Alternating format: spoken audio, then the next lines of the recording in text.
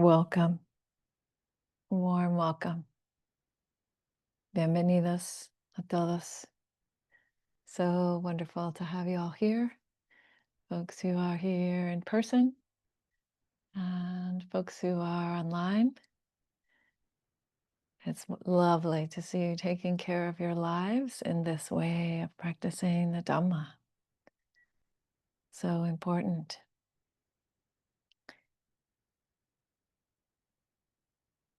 And yes, today is Sunday, so that means this is the Sunday Sounds of Dhamma program. And so, as usual, we'll have about a half an hour of guided meditation, about a half an hour of Dhamma talk, and some time for questions and reflections, and the dedication of merit at the end. And before we start with all that, just a couple of announcements. So, next Sunday, November 9th, we'll be having brunch here at the vihara. Everyone's welcome. Everyone who's local is welcome. And even folks who want to come in from out of town. Please do RSVP so we have a sense of how many people are going to be here. You can find that information on the website, RSVP to Satchidara Todd Brown. He's the host for next week. And yeah, welcome, Deborah. And what else? Registration is still open for the December online class on the meaning of non-self. There are, I believe, a couple of places open, a couple of seats open for the November retreat. So the weekend before Thanksgiving, there is a retreat on art, Buddhist art, and what it teaches us about feelings, actual emotions that we're having on the path of practice. And yeah, going into next year, also at Barry Center for Buddhist Studies in Massachusetts, I'll be offering a 6-day retreat on how to establish momentum on the path, how to move toward the first stage of awakening called stream entry. So that's happening. That's also, I believe, open for registration now.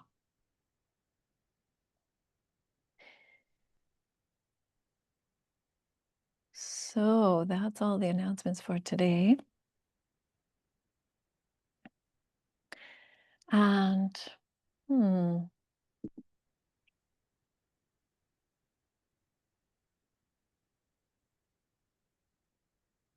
yeah, I think that for today's sit, I'm just going to offer a very simple meditation on the breath.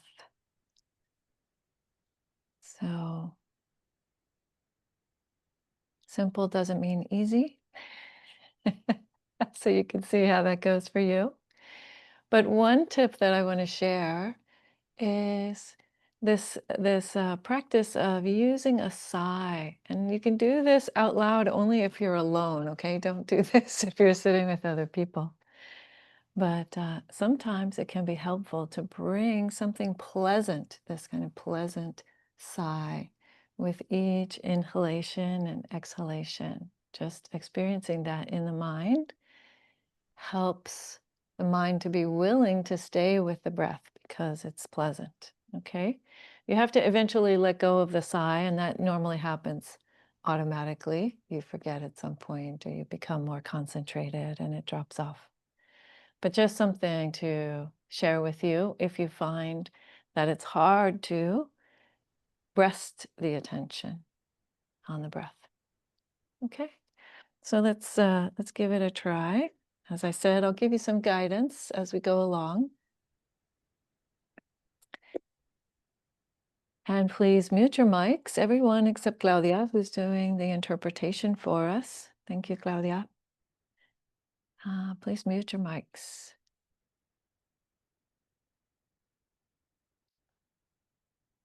So beginning by establishing your relaxed and upright meditation posture.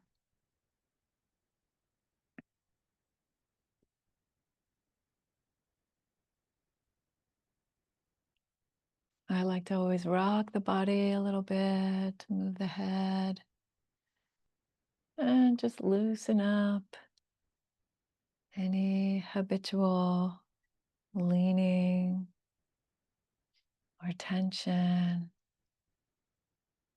that can be released in this moment.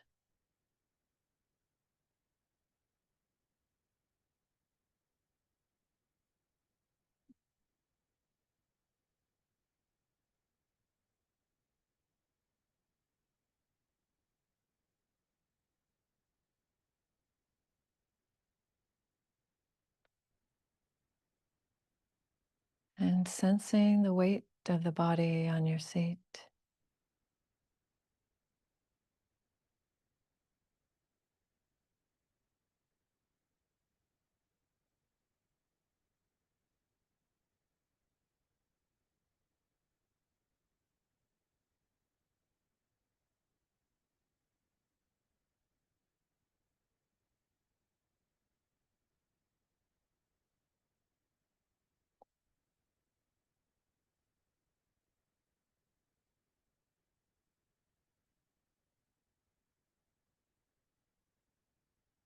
Releasing the belly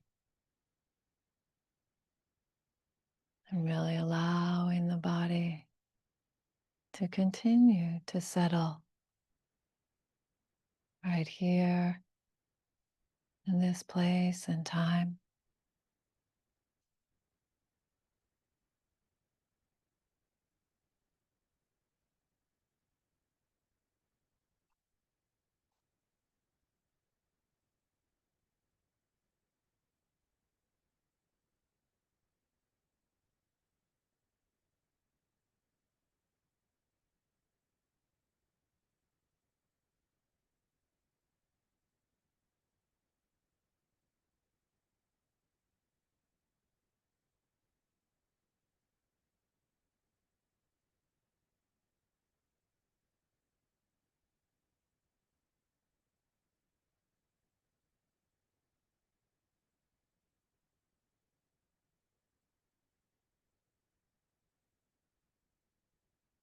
Slowly moving the attention up the torso.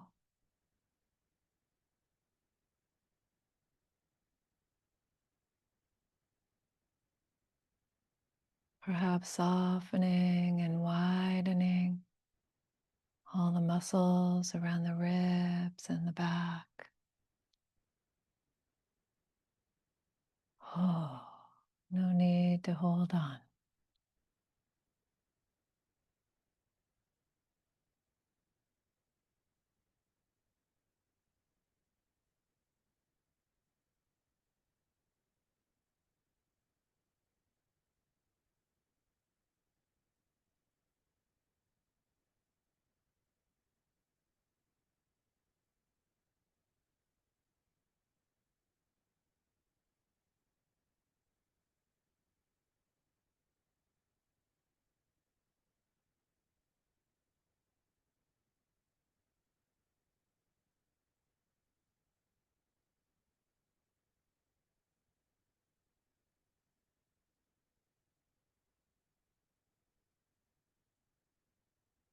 And allowing the head to align with the spine.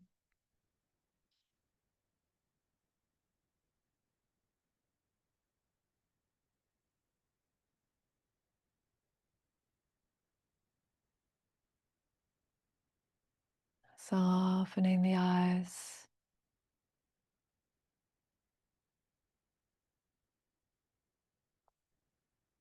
And softening the mouth.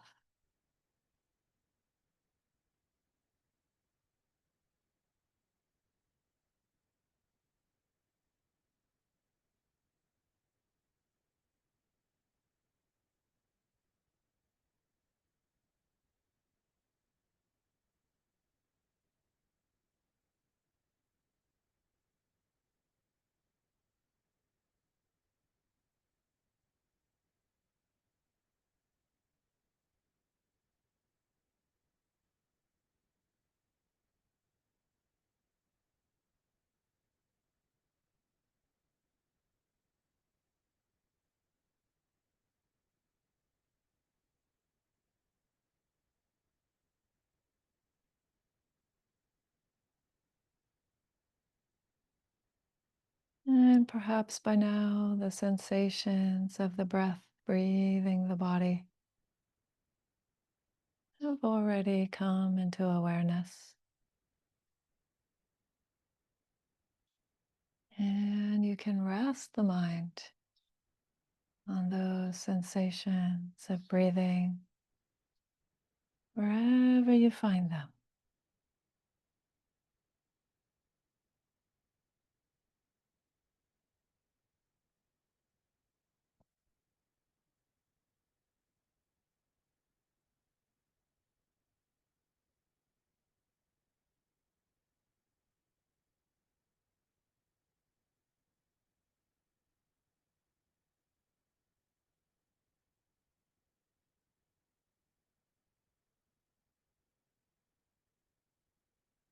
And if it helps you to find that willingness to attend to the breath, you can use that gentle sighing in the mind with each in-breath and out-breath.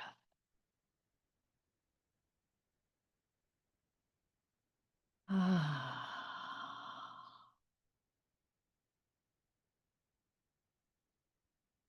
Ah.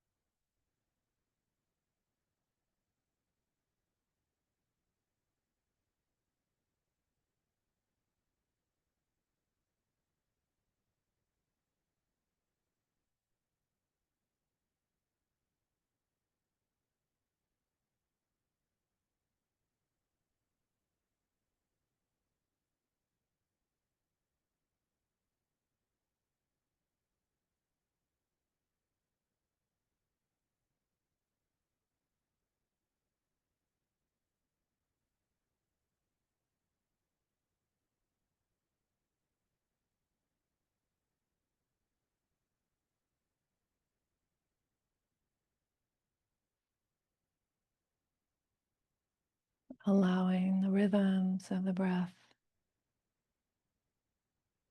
to be just like a gentle rocking of the mind.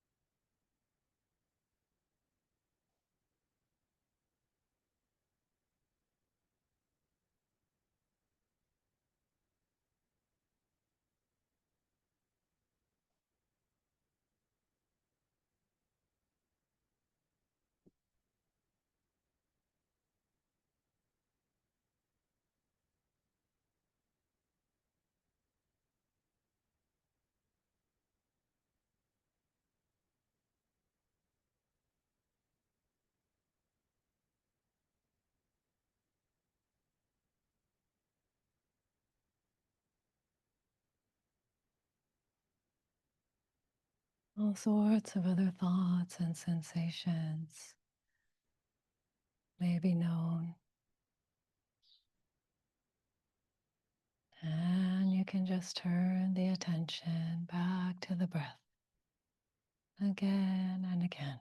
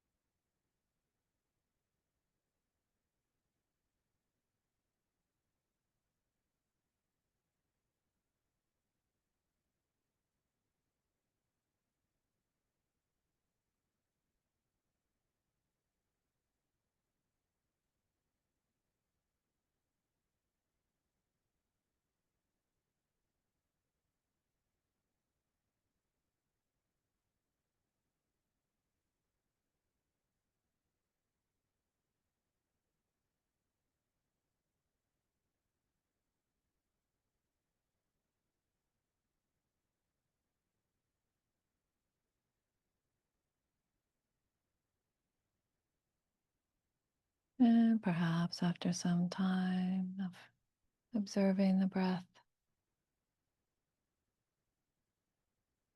you might check in for any pauses between the parts of the breath, natural moments of stillness.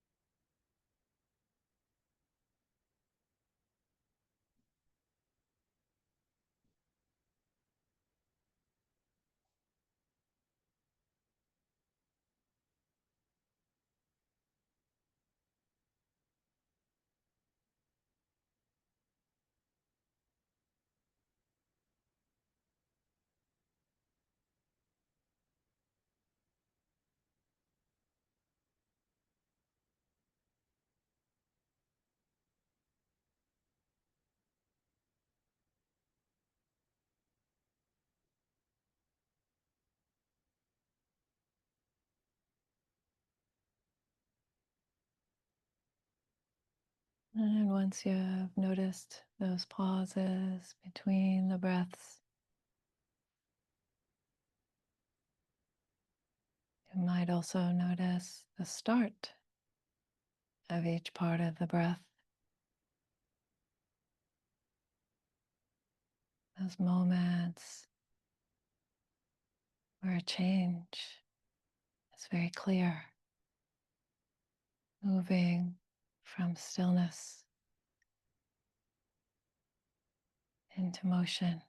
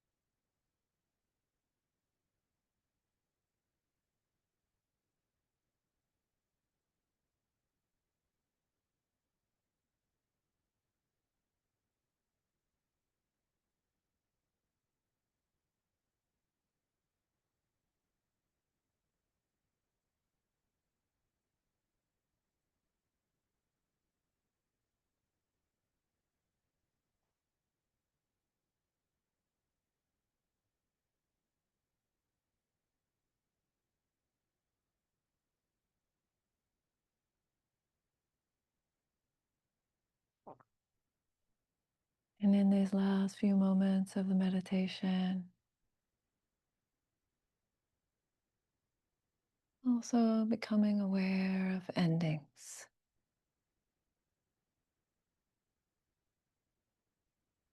Just aware of the end of each breath.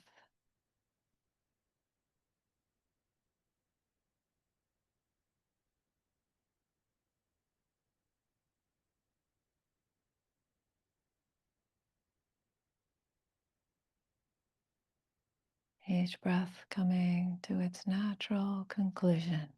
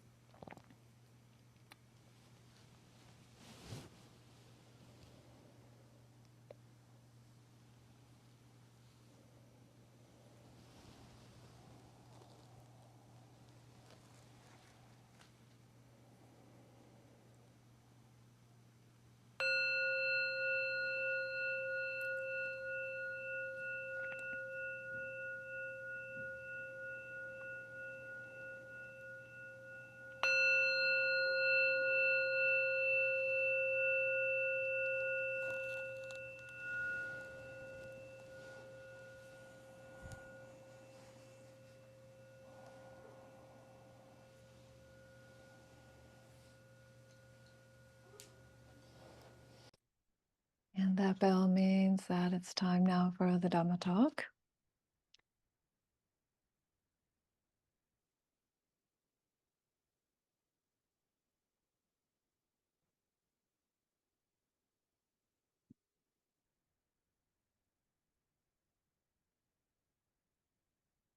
And as usual, I'd like to begin with the homage to the triple gem. And this is a chant in the ancient language of Pali.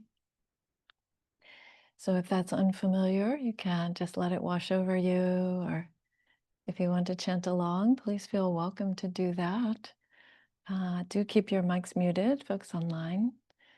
And this is just basically saying honor to or respect to the Buddha, the historical person, but also that quality of awakeness that is all of our capacity, within all of our capacity.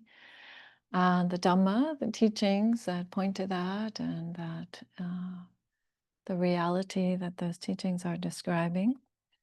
And the Sangha, the great, vast community of folks who are on this path of wisdom and compassion in whatever form. Namo tassa bhagavato arahato sama sambuddhassa. Namo tassa bhagavato arahato sama sambuddhassa. Namo tassa bhagavato arahato sama sambuddhassa. Bhutang dhammang sanghang namasami.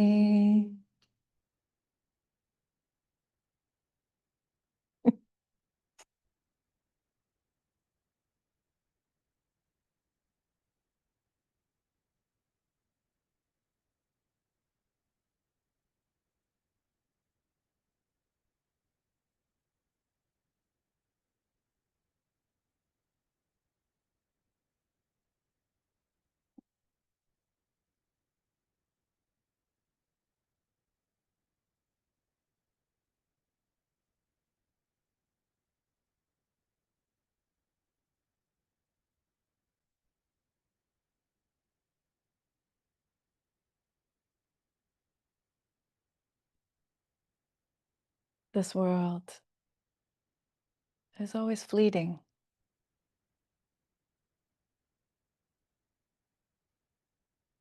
It's always leaving,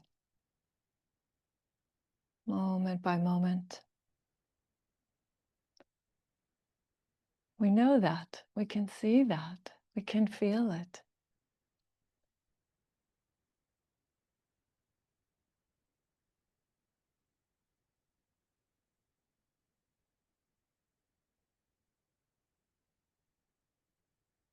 And yet somehow, so hard to live like we know that, to truly accept that. And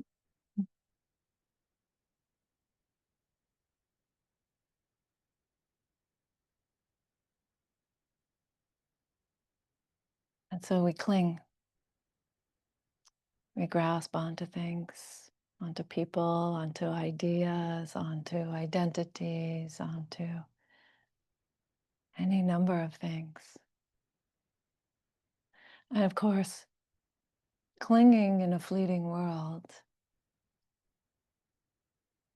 is going to be problematic. It's going to be troublesome. It's going to be painful.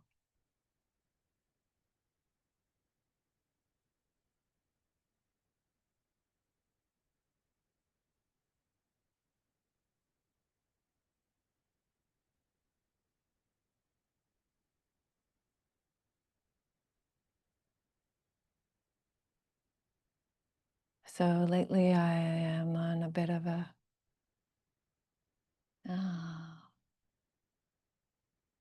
pattern of appreciating this poetry by Izumi Shikibu.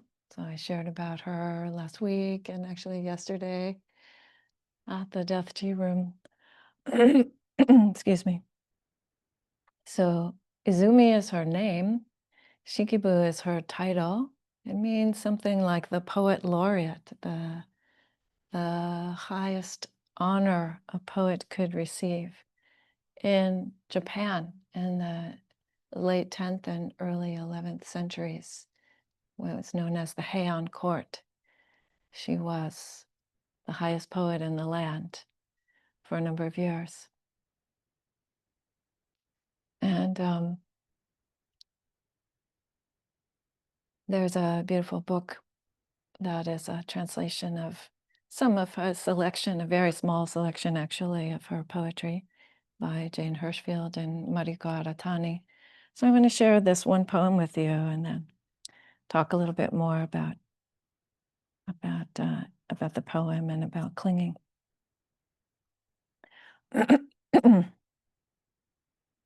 So sometimes she would write a little note also about the context in which she wrote the poem.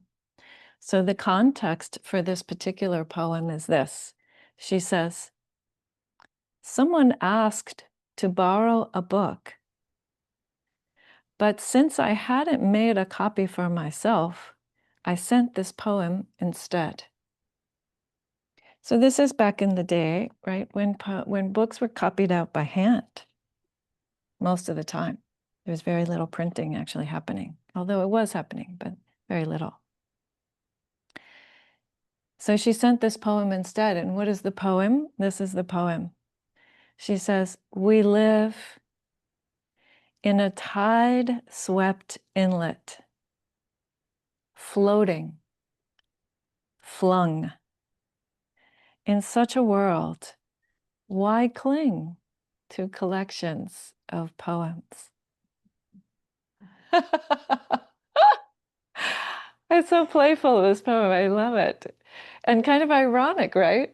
She didn't send the poetry book. She's clinging to the poetry book. She's keeping the book, right? But she sends this poem about why cling? Well, indeed. So let me read it again. She says, "We live in a tide-swept inlet." What a beautiful metaphor, right? This coming and going of life. This sense of the rhythms of life, the seasons, the coming, the going, the moon and its effect on our world. So many kind of subtle implications there, just in that little bit. Huh? We live in a tide-swept inlet. Also, this is Japan, right? Tide-swept inlet is something that is an everyday thing for them. It's very much a part of their lives and their identity, the Japanese. And then she says these two words, floating and flung. That's our life, floating, right? We're just kind of subjected to the conditions of the world. And flung, we're thrown about. We are pushed and pulled by the things that are happening in the world, the things that happen in our own hearts and minds. Flung like a shell up on the beach. Huh? Such beautiful metaphors here. Beautiful, beautiful. And in such a world, why cling to collections of poetry? Mm. In such a world, why cling? Mm.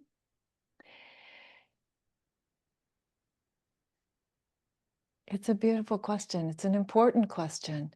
Indeed, according to the records that we have in the Pali Nikayas, after the Buddha's awakening, he went to go talk to, the first teaching that he went and gave was to 5 ascetics who had been practicing with him earlier on his path before he woke up, when he was practicing some very severe, harsh kinds of practices. He went to go talk to them about what he had discovered. And what did he talk about? He talked about clinging and about how clinging was, according to him in that moment, the real reason behind all dissatisfaction and suffering in our lives. It's called the second noble truth. Mhm. This grasping at things which are inherently fleeting, which are not only inherently fleeting, but also inherently insubstantial, barely there.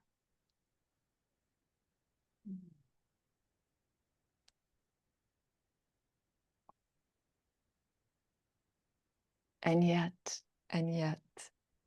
we still do. Uh-huh. And yet, that is the life that we are living. So, like Izumi, we should ask ourselves that question: why? What's happening here? So the task that the Buddha gave us about this second noble truth was to understand it, and abandon the causes. These are the tasks that he suggests for us.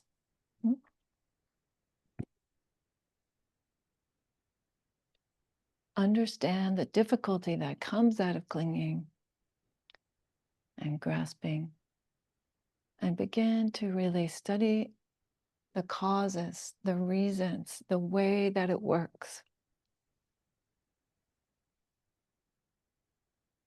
And stop doing our part to keep it going.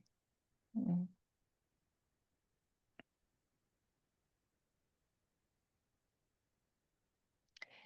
So what about that? So we can study our experience in any number of different ways. In meditation, in mindful activity, in by studying the teachings of other folks who have done this process, understood it for themselves, become free of it for themselves. There are all different kinds of ways that we can begin to learn something about it. And I would suggest that that's important, not just the part on the cushion, but the rest of it as well. The seeing it in context is one of the most important parts. So I'll give you an example of this.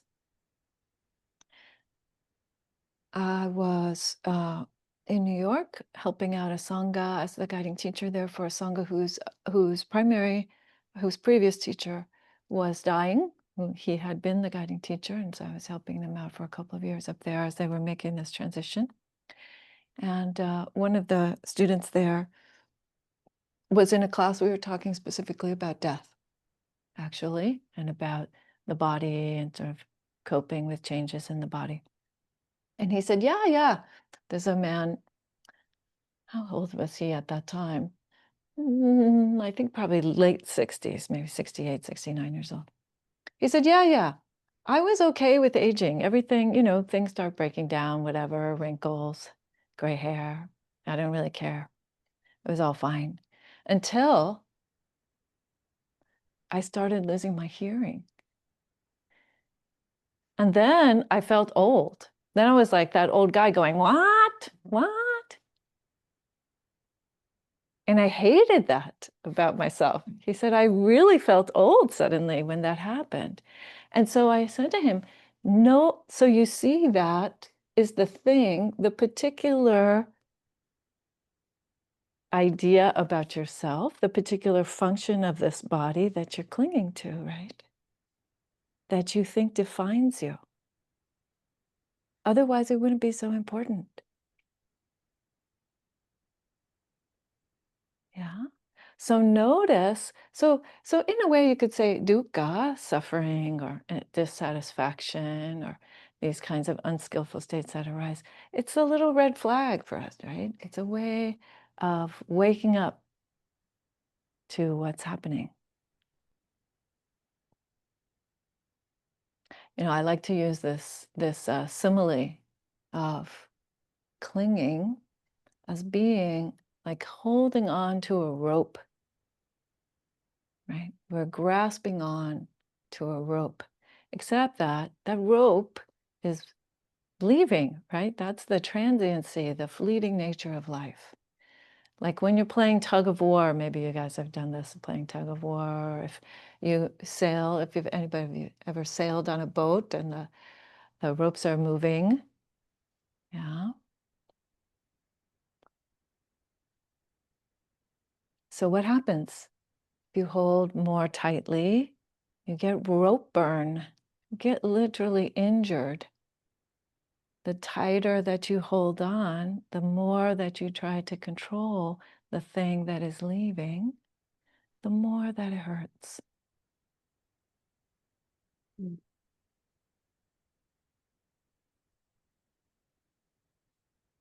So dukkha, it's like rope burn. When you feel that hurting, you could see, if you can, just allow that leaving. What is it that's leaving?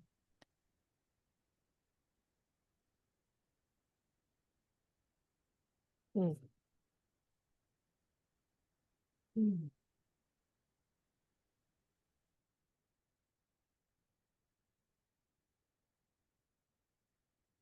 So see it when it's happening, and see also maybe the clinging to the pleasant, not just the unpleasant. So oftentimes it's very easy to see the clinging to things that are unpleasant, but seeing clinging to things that are pleasant might be a little bit harder.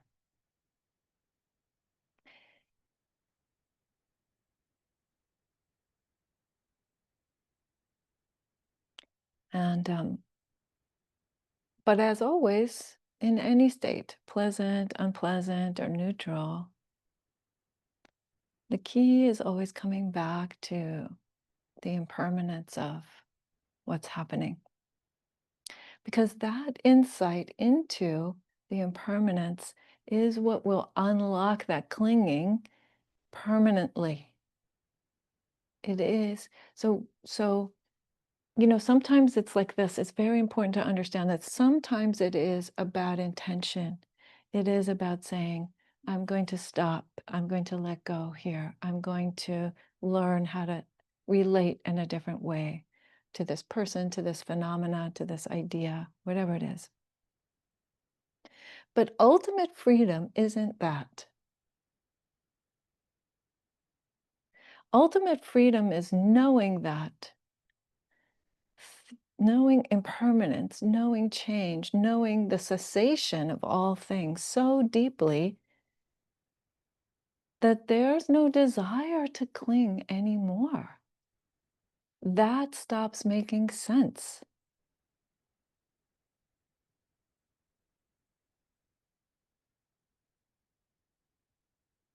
And then it's not a matter of willpower.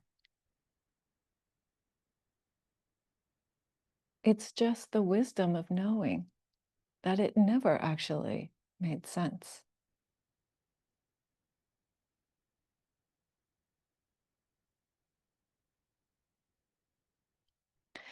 There's a wonderful sutta that I'm going to share with you. But before I do that, I want to say we should also be wise about when and how we let go.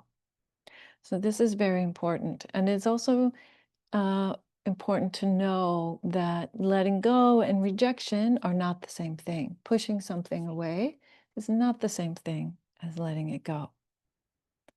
So it's good to know the time. It's good to know how to be skillful about this.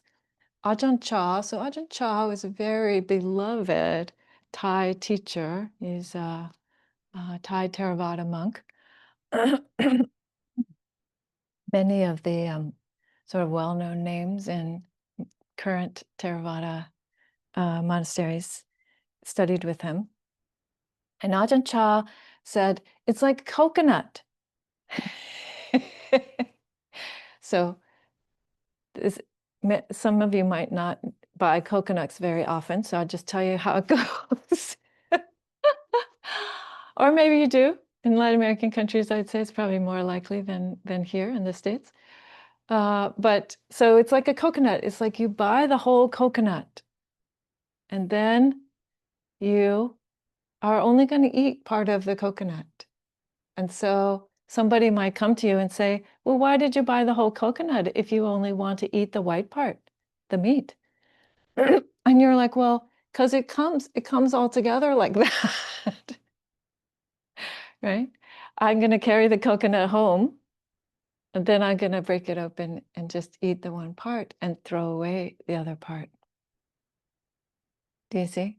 So Ajahn Chah is saying we need to be skillful about knowing how to also use and relate to the things that are in our lives and not be thinking that everything is something that needs to be thrown away. Right? So there's a degree of discernment here, even knowing that eventually all of it goes, right? The whole coconut goes sooner or later. Sooner or later. Yeah. But there's a beautiful sutta that I want to try to end with here. And it's from the Numbered Discourses, Numbered Discourse 7, dot 61. We should be aware, I always give the numbers for people who want to look them up, but we should be aware that in the Numbered Discourses in particular, sometimes those numbers can shift by 2 or 3, depending on how different people have parsed out the Pali, the old Pali. But in any event, 761. And in this sutta, the Buddha says, he's having a conversation with Mahamoggallana, who's a very, also very, very strong practitioner, but not an arhat yet at the time of this conversation. And Moggallana asked the question, briefly, Bhante. Imagine telling the Buddha to be brief. But that's what he did. Briefly, Bhante, how is it that a bhikkhu or any committed practitioner liberated in the extinction of craving has reached the ultimate conclusion, lived the ultimate spiritual life. Yeah. So in other words, how is it to be completely awakened? How is the end of the path for someone like that? What happens? And the Buddha responds briefly and says, Moggallana, when a committed practitioner has heard, nothing is worth clinging to, then they directly know all things. Wow. So when you have heard, and by heard here, the Buddha means like really heard, right? Really received that teaching completely, knowing it in your bones, that nothing is worth clinging to, then everything is directly known. So what does that mean? It means there's no distortion of experience that is caused by the clinging. We don't have that delusion of things being the same forever, or this being something that will define you, or any of the other delusions that come by hanging on, you know? So in a sense, the way that I think about it, if I was thinking about what would be a good metaphor for this, in a sense, it's like clinging is smearing the paint. If experience is painting a picture for us, the clinging is smearing that paint. And when you stop clinging, then you see that picture completely clearly.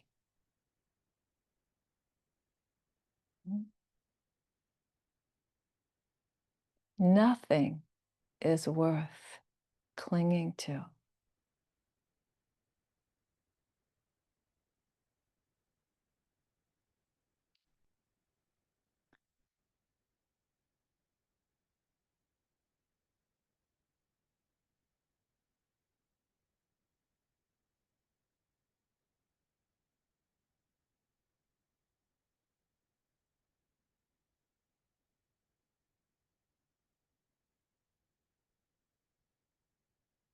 Because, as I said earlier, it's barely here.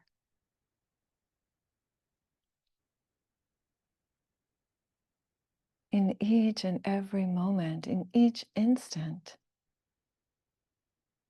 the world is a different thing. Before I even finish saying that thing, it's changed.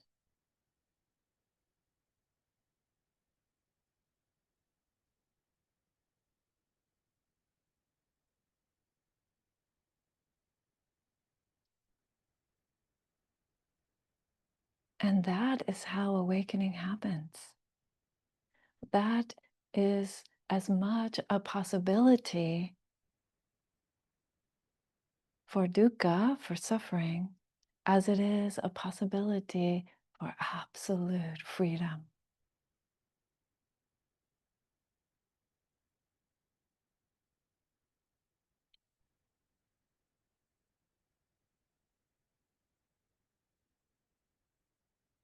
We live right here in the midst of it. Where else could we possibly be but right here in the midst of this fleeting world?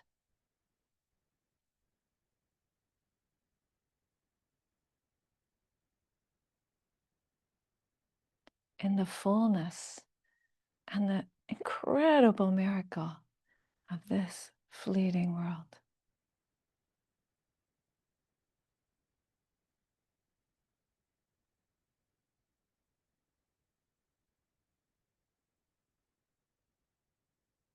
You are that miracle, so just be it. Just be it.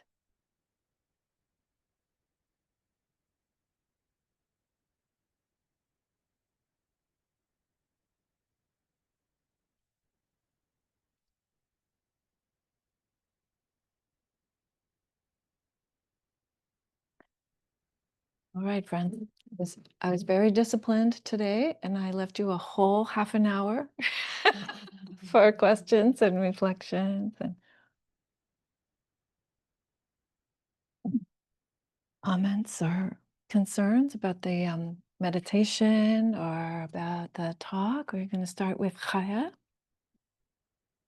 And please remember, Chaya, that the translator is translating, so please speak loudly and slowly so Claudia can hear you. Loudly and slowly, Yes. through the mask. Through the mask. I have so many questions that I could talk about from that talk and so forth. But I'm not going to because there are other people that but I have a question, if you don't mind, from yesterday. Okay. The death tea room. At the end of the time we had together, you dedicated the merit, and part of your dedication, you were talking about may the people that we have remembered, may they be reborn and in a place and have the, I forget exactly how you put it, but may they be supported by the Dharma. Mm-hmm. And that was really lovely. I loved that, but I have as much trouble with rebirth as I do with, the Christian idea that you die and go to heaven. Not that I have trouble with either. It's fine, but I just don't know how you can know either thing. Like I'm an agnostic about both, because how can we know? And I would love to believe, there are several people that have died in my life who I would have loved for them to have the support of the Dhamma. I would love to think of them like being reborn and having another chance and having that support. But I don't know how. You seem really confident about it. I mean, are you believe this because people you respect highly have taught you this, or is there something, because Buddha taught us to only accept what we know for ourselves. Like, so you must have something that gives you that confidence. Okay. Yes. So, well, before I say anything about myself, because it's not really about what I believe, Chaya, what I want to say is this. The Buddha said that it's not that you should only accept what you have experienced yourself, but rather that you should investigate in your own experience whether that could be true, whether that's happening or not happening, right? Heaven could happen. Mm-hmm. I mean, which heaven are you talking about, right? According to the Buddhists, could be many different heavens. But here's what I want to say, Chaya. So I would say generally, you're not asked to believe a dogma. You are asked to have an open door, a sense of curiosity about it, any of it, right? And see whether even the idea of it leads to less greed, hatred, and delusion in your life, right? So that's one way to think about it. As for myself personally, I will say this much. One can, in meditation, see one's previous lives.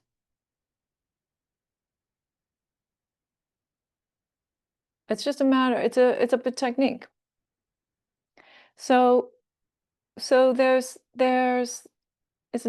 not that you can't tell. You can tell. You just don't don't have that technique yet. So in your particular moment in time, you can't tell for sure. And that's fine. You don't need to know. Because actually, again, if you live your life in a skillful way now, in a way that leads to less greed, hatred, and delusion, then you will see what the results are, right? Not you, but whatever happens after. We'll see what the results are. We'll receive the results of that, right? And in the meantime, here, you will have a life with less greed, hatred, and delusion, which seems like a pretty good idea. You know? So the confidence in the Dhamma can come because of someone else's experience for some period of time. We all have to do it that way for some period of time. That's why the Buddha speaks about faith or trust or confidence. The Pali word is saddha, which is translated as any one of those three things. And that is said to be actually a faculty, a capacity that all of us have. And we need a little bit of that just to be on the path at all, right? Because generally speaking, you don't sit down in meditation and become an arahant. That's not how it works. So you need a little bit of something, right? We could say, in English, we use this word, suspending our disbelief, right? We suspend our disbelief long enough to try it out and say, okay, let's see what happens. What's the result here? But that confidence based on other people's experience only goes so far. Only goes so far. And that is why the Buddha says, when you have that hindrance of doubt, because doubt is a hindrance, doubt in the Buddhist sense means something like not being able to land on an answer. That's actually the way that the Buddha describes doubt. And that kind of doubt is a hindrance because it leads to more agitation in the mind or more unsettledness or, a kind of inability to get intimate with certain kinds of experience. The recommended response to doubt, which I highly recommend also, is investigation. Just keep studying and see what it is. See what it is.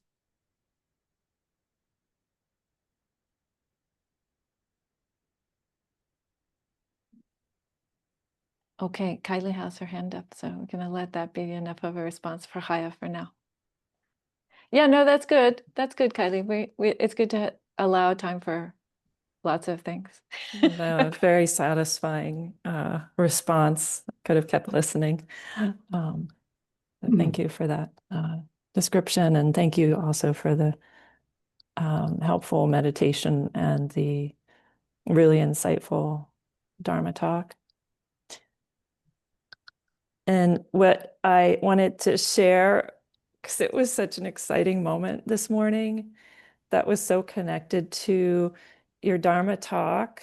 Like it kind of revealed itself during the Dharma talk, following on this death tea room that we just had the real pleasure of participating in yesterday, some of us. So, spending time with other folks in a room, meditating on the four elements dissipating from the body, and then talking with in small groups with people about death. It was whatever. I think it just got into my mind. We do this kind of regularly, but it got into my mind and I didn't notice, but it did. And this morning, so there's this drawer in my bathroom where this one corner of the drawer has been sort of jammed up with stuff that I can't let go of. And it includes I don't want to say what it includes, but it's just these things that I've just been really hanging on to literally for years. And I've been trying to clean out that drawer. And this morning, just literally out of the blue, I was just putting my toothbrush back in the drawer and I looked in that corner and I was like, oh my God, what am I I took out like 5 different things and brought them down to the trash can, like literally without even thinking about it. It was such an amazing moment. I don't know why, but there's something about it that just felt so good. And it just came out of the blue. So I just wanted to share that. Yay, mucho for you. All right. Yeah. So Yeah. I know what you mean. Like it just suddenly, it just like, why? Right, I don't even know. I don't even exactly. know what I was hanging on to here. So Exactly. yeah. That's it. That's it. That's it. What is it that you are hanging on to there? Suddenly it's like, oh, it's clear. It's very clear.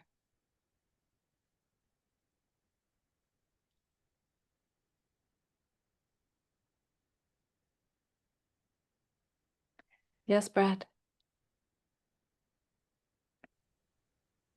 So many years ago, I was leading a grief support group, and we're doing our weekly check-in, and this guy's it's his first time there. I said, "So what brings you to us?" And he says, "My mother died." And I said, "I'm sorry to hear that." And then he just goes into this tirade like, "Why would God take my mother? She was such a God-fearing woman," and just on and on and on like that. And and I'm looking at the guy thinking, he's at least as old as I am.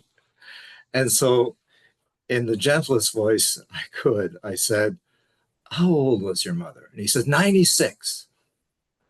And I'm like, and I had to bite my tongue because, You have to pause for a moment. you Yes. know, I took a pause and just, let it sit, and we moved on. But, I wanted to say, how long do you think we should live? That, God came looking for 96-year-old women to pull off. Anyway, but the whole clinging, I think Ajahn Chah at one point said, um, sometimes we don't have to let go. We just have to stop picking up. Just have to stop grabbing on that habitual clinging that most of it we don't even notice that we're doing. So anyway. Nice. So Thank you, Brad. Thank you. Yes, and I can say that just continuing on, following on a little bit from your reflection there, I appreciate the reflection, Brad. And having been a hospice chaplain for a little while, and a hospital chaplain before that, I can say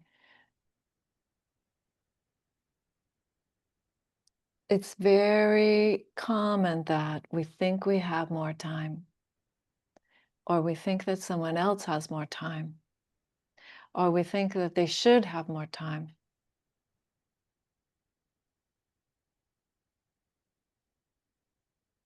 Right. But that is just another form of resistance to the truth of what's happening, what's actually happening. It's not for us to judge how much more time.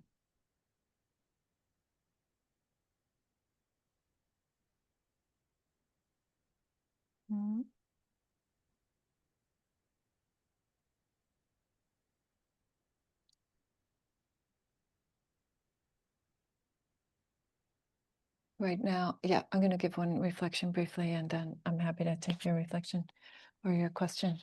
I'm I'm very aware, actually, of the fragility of life these days. My grandson was born early in the morning on Tuesday, and he was born not breathing.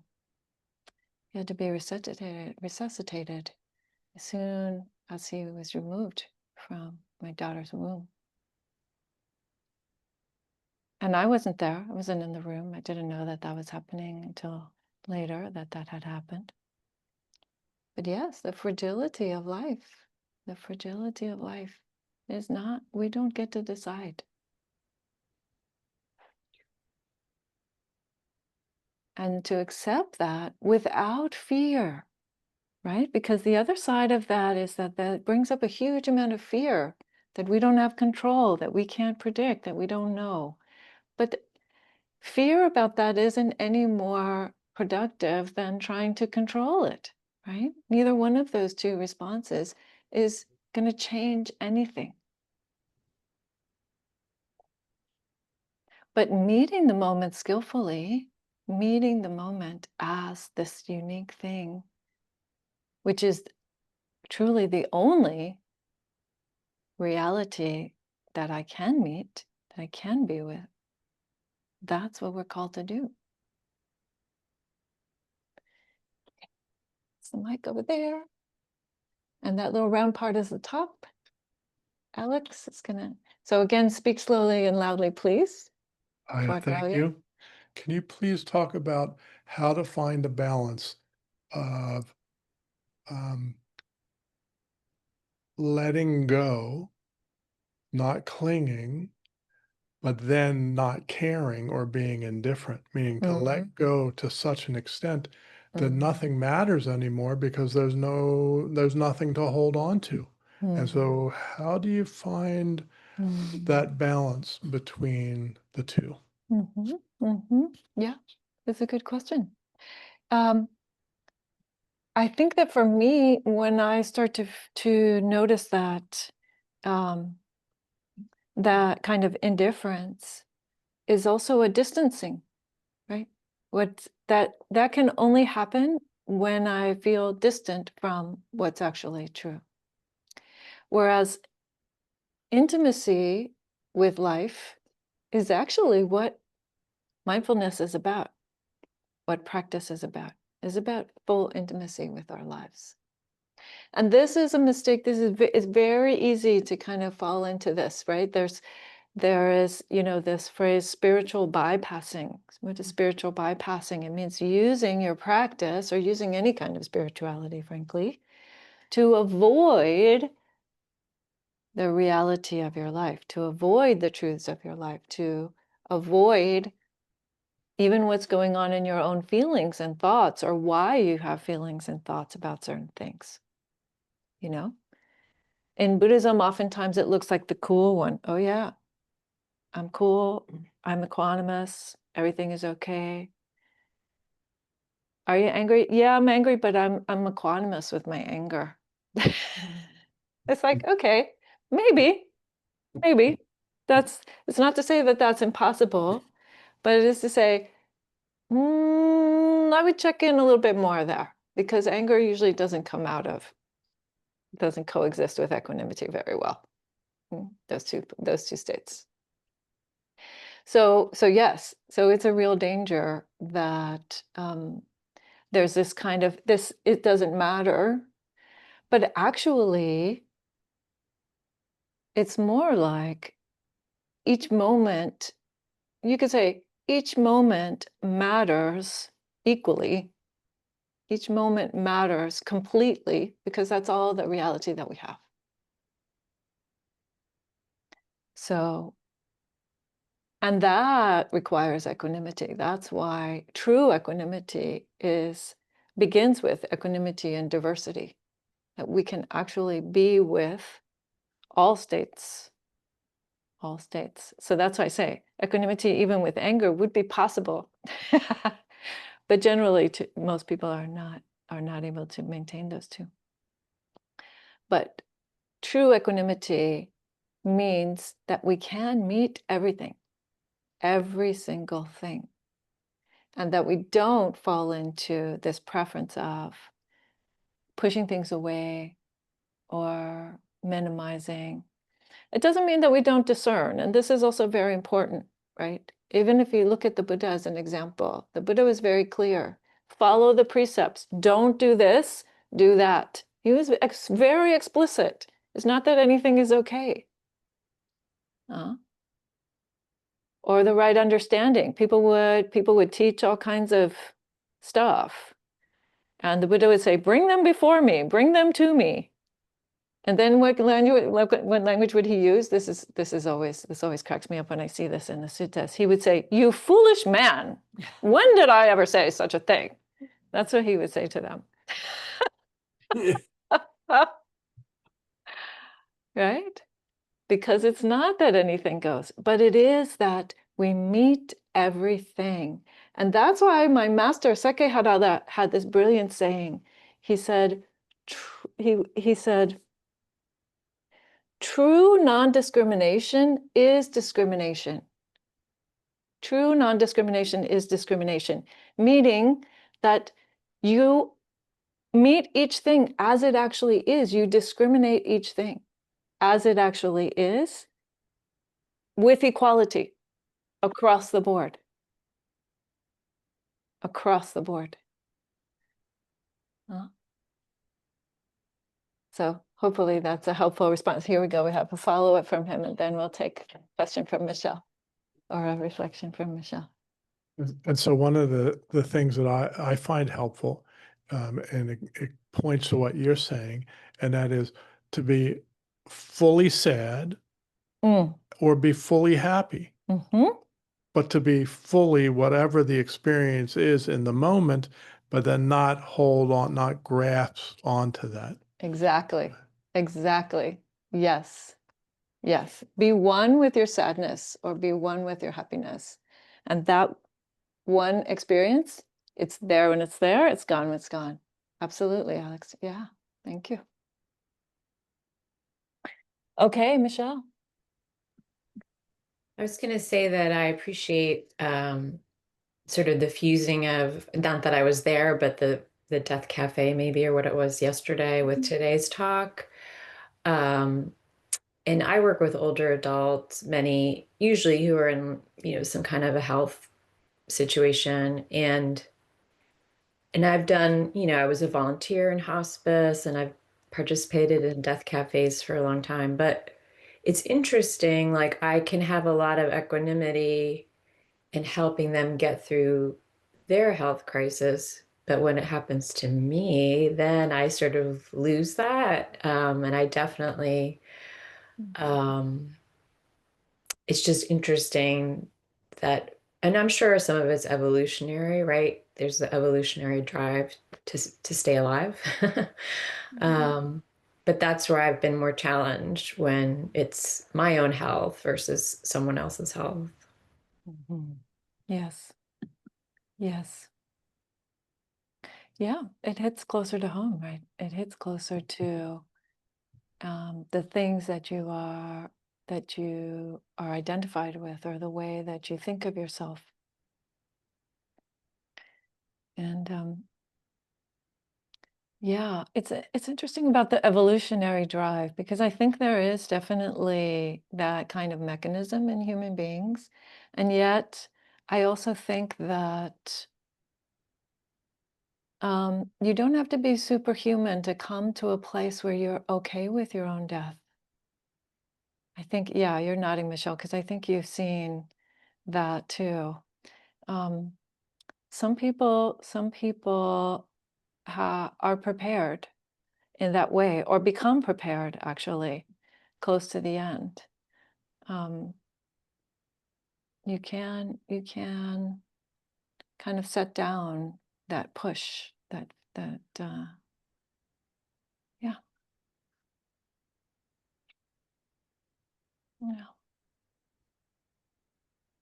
All right, so speaking of close to the end, we will more prosaically go ahead and see if Dana's ready for our announcement. Thank you for the wonderful talk, Dhammadipa.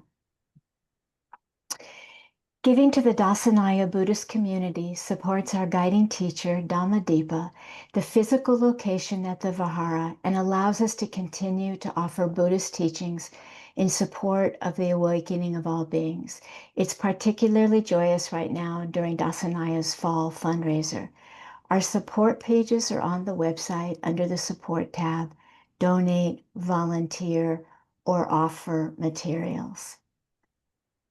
Thank you very much. Thank you, Dana. Thank you, Joseph, for putting the link there in the chat.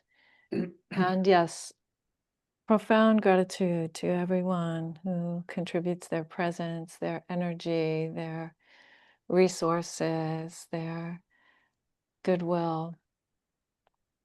And blessings also to critics, detractors, those who misunderstand, and everyone else, really, that all beings might benefit from our practice of wisdom and compassion, that all beings might come to know the truths of their lives, that all beings might be free of delusion, free of everything that stands between them and absolute peace.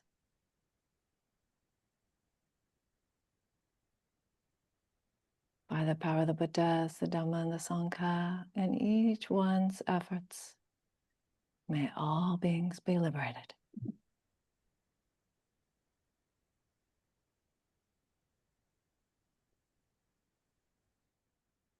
Muchas gracias. Gracias, Claudia. Thank you, everyone. So wonderful to see you. How is your grandson and daughter?